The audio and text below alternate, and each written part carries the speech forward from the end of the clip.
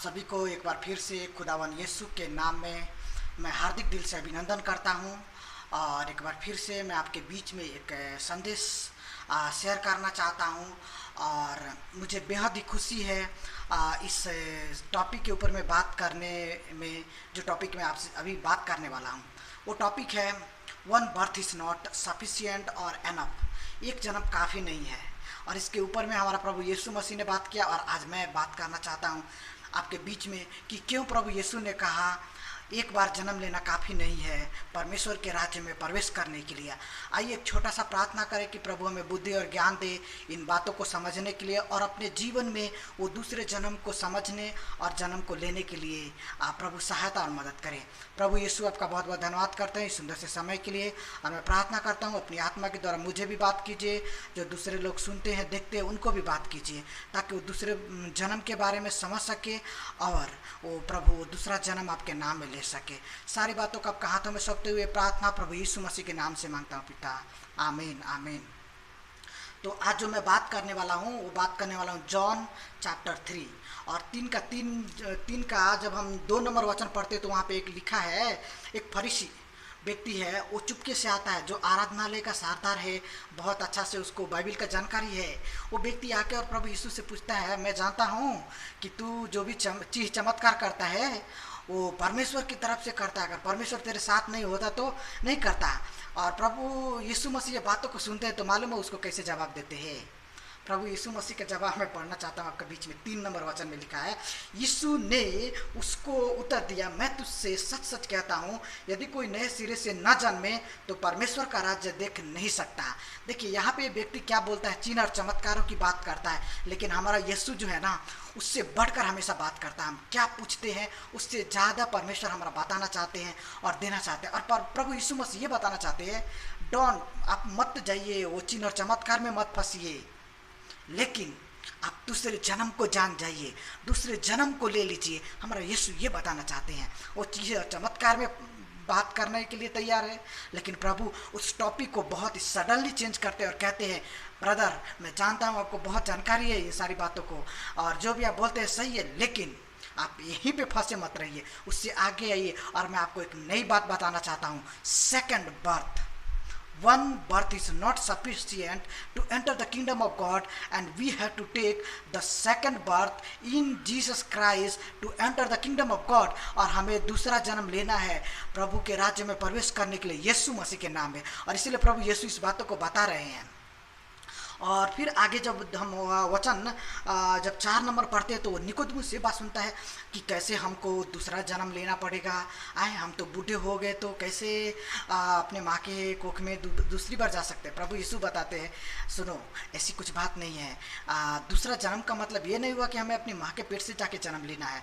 पहला जन्म हम अनजाने अनजाने में हो जाते हैं, वो सबको हो जाता है पहला जो जन्म होता है, लेकिन जो दूसरा जन्म होता है ना वो हमारा होशो हवासों में होता है। इसीलिए प्रभु बोलते हैं पहले जन्म से ज़्यादा इम्पोर्टेंट दूसरा जन्म है और उस जन्म को लेना बहुत हमें ज़रूरी है प्रियो। और इसीलिए निकोदेमुस कहता है कैसे मैं दूसरी बार जन्म ले सकता हूँ।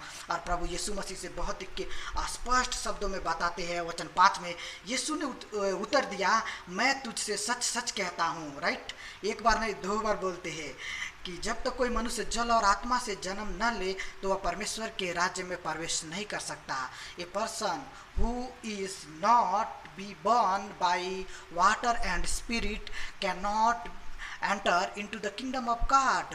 वो प्रवेश नहीं कर सकता है।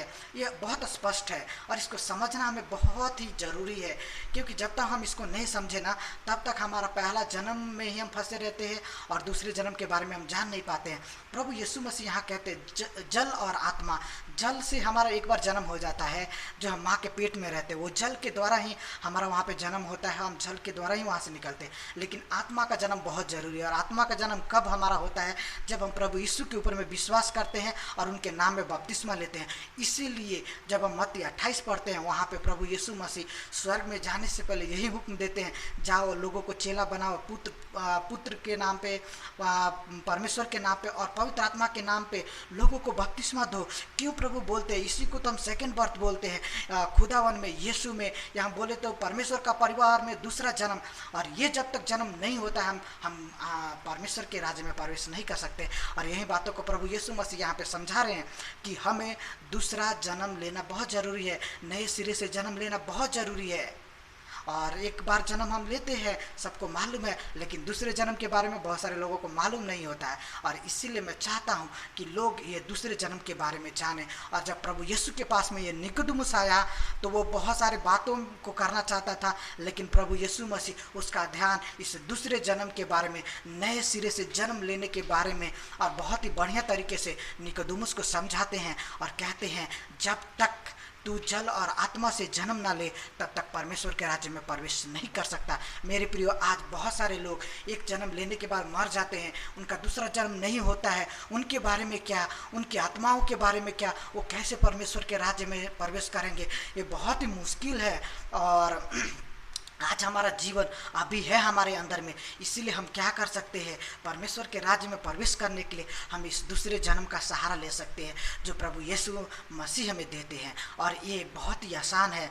हम प्रभु यीशु के नाम के ऊपर में विश्वास जब करते हैं और बपतिस्मा लेते हैं तो उसी टाइम में हमें पवित्र आत्मा के द्वारा जन्म होता है। और हम इस बातों को भले नहीं समझ पाते हैं, इसीलिए प्रभु यीशु मसीह यहाँ पे एक उदाहरण देते हैं कि हवा जिधर चाहती है उधर बहती है, हम सिर्फ उसका शब्द सुनते हैं लेकिन आंखों से देख नहीं सकते। वैसे ही हमारा आत्मा का जन्म होता है जब प्रभु यीशु के नाम पे हम विश्वास करते हैं तो। और ये बहुत ज़रूरी है हमारे जीवन में मेरे प्रियो, और इसको हमको समझना बहुत ज़रूरी है। इसीलिए प्रभु यीशु मसीह हवा का उदाहरण देते हैं कि जैसे हवा इधर उधर बहता है, चलता है, हम सिर्फ सुनते हैं या उसको एहसास करते हैं, अनुभव करते हैं, वैसे ही इस पवित्र आत्मा के नाम में जब जन्म हमारा होता है तो उसको ऐसे ही हवा के जैसा हम उसको एक्सपीरियंस कर सकते हैं, उसको अनुभव कर सकते हैं या उसको हम जान सकते हैं। और इसीलिए आत्मा से जन्म होना बहुत ज़रूरी है। और वो जन्म कब होता है? जब हम प्रभु यीशु के ऊपर में, पवित्र आत्मा और पिता परमेश्वर के ऊपर में विश्वास करते हैं, तब जाके वो जन्म होता है। और यही बातों को मैं आपके बीच में रखना चाहता हूँ क्योंकि ये बहुत ज़रूरी है। और इसके बिना इंसान का सब कुछ व्यर्थ है, वो कुछ मीनिंग ही नहीं रखता है, वो मीनिंगलेस है जब तक कि दूसरा जन्म का हम बारे में नहीं जाने और दूसरा जन्म नहीं ले। इसीलिए मैं बहुत ही खुश रहता हूँ कि मेरा दूसरा जन्म हुआ और वो मेरे होशों और हवासों में हुआ, और उस दूसरे जन्म के कारण मैं बहुत ही आनंदित रहता हूँ। आप भी मेरे प्रियो इस दूसरे जन्म को आप अपने जीवन में समझ सकते हैं, उसको बारे में जान सकते हैं और प्रभु यीशु के ऊपर में विश्वास करके और बहुत ही आसानी से इस दूसरे जन्म को ले सकते हैं, जिसको हम दूसरे शब्दों में बोले तो परमेश्वर के परिवार में जन्म लेना। और ये बड़े ही सौभाग्य की बात है, ये बहुत ही ब्लेसेड बात है, ये आशीषित बात है कि हम परमेश्वर के परिवार में जन्म लें।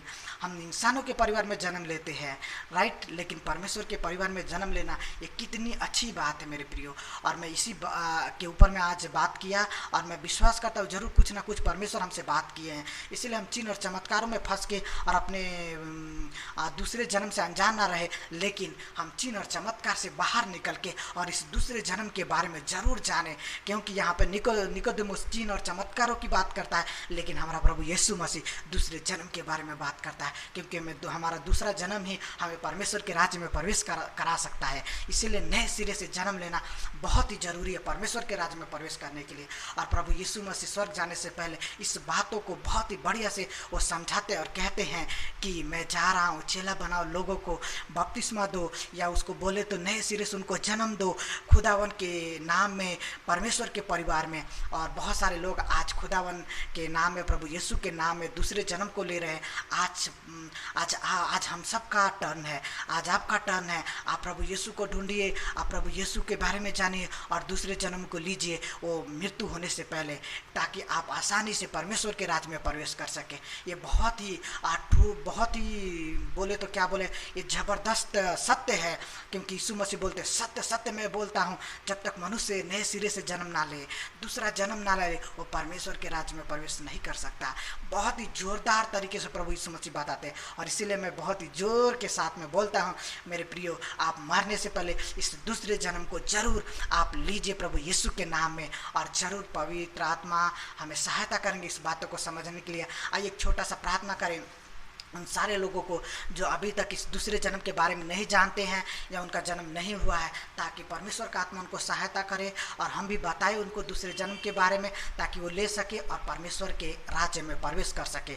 प्रभु यीशु, आपका बहुत बहुत धन्यवाद करता हूँ सुंदर से समय के लिए। बहुत ही बढ़िया से निकोदेमुस को समझाया प्रभु। आज मैंने आपके वचन से बात किया है प्रभु, और मैं विश्वास करता हूँ आपका आत्मा ने मुझे अगुवाई किया है, और मैं प्रार्थना करता हूँ आगे भी आप प्रभु ऐसे ही बातें कीजिए, और जितने भी लोग देखते हैं सुनते हैं आप जरूर उनके मनों को छूइए, उनके जीवन को बदलिए। और दूसरे जन्म के बारे में जो मैंने बात किया प्रभु यहाँ जो आपने बहुत बढ़िया से समझाया, वो जन्म जरूर सब लोगों को मरने से पहले लेने के लिए सहायता और मदद कीजिए, ताकि वो आसानी से प्रभु आपके राज्य में स्वर्ग में प्रवेश कर सके। धन्यवाद करता हूँ मेरी प्रार्थना को सुनने के लिए। प्रार्थना प्रभु यीशु मसीह के नाम से मांगता हूँ पिता, आमीन आमीन। आप सबों को बहुत बहुत धन्यवाद प्रभु के वचन को सुनने के लिए, देखने के लिए। प्रभु आपको बहुत आशीष दे, और आप जरूर दूसरा जन्म जरूर ले प्रभु यीशु के नाम में, परमेश्वर के परिवार में, और आसानी से परमेश्वर के राज्य में प्रवेश करें। तो आप सबको एक बार फिर से जय मसीह की, और हम फिर नेक्स्ट टाइम में मिलेंगे एक नए संदेश के साथ में। तब तक प्रभु की कृपा हम सबके साथ और संग रहे। आमीन।